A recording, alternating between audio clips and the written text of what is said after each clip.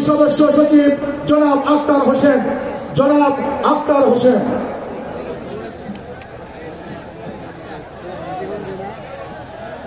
আসসালামু আলাইকুম ওয়া রাহমাতুল্লাহ।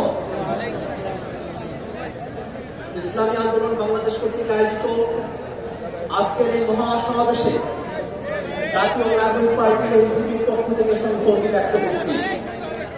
সুপ্রিয় উপস্থিতি, হাজার হাজার মানুষ জীবন দিয়ে, হাজার হাজার মানুষ রক্ত দিয়ে পূর্বে যে সিস্টেমে, পূর্বে যে ব্যবস্থায় বাংলাদেশ পরিচালিত হয়েছে, তেমন স্বৈরাচারী, তেমন দুর্নীতিবাদ সিস্টেমের মধ্য দিয়ে বাংলাদেশকে সামনে পরিচালিত করা হবে এমন আশাবাদ আমাদের কারণে ছিল না।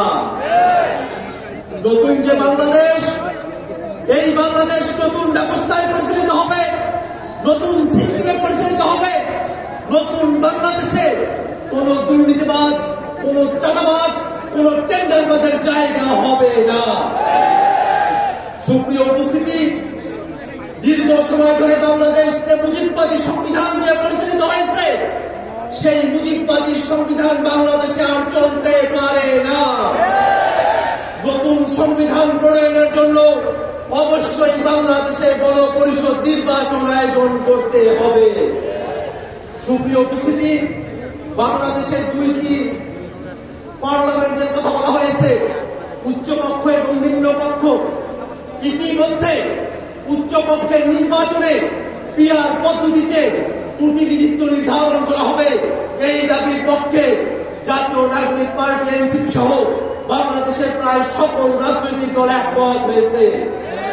দুর্ভাগ্যের বিষয়, একটি কি দুটি দলের কারণে পিআর পদ্ধতিকে উচ্চকক্ষে বাস্তবায়ন করা সম্ভবপর হচ্ছে না। আমরা স্পষ্ট করে বলতে চাই, বাংলাদেশকে যদি নতুন কাঠামোতে পরিচালিত করতে হয়, অবশ্যই পিআর পদ্ধতির বাস্তবতা কি আমাদের সকলকে গভীরভাবে ভাবনা করতে হবে, বাস্তবায়নের পথ আমাদেরকে অন্বেষণ করতে হবে।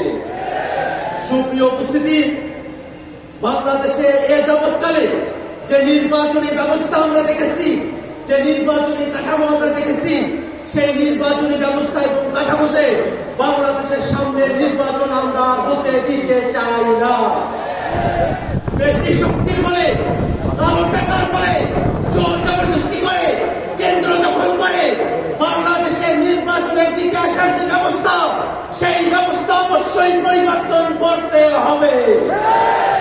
হাজার মানুষের জীবনের ভিতর দিয়ে যে নতুন বাংলাদেশ আমরা পেয়েছি, সেই বাংলাদেশকে আমরা আর কখনোই ব্যর্থতায় পর্যবসিত হতে দেব না।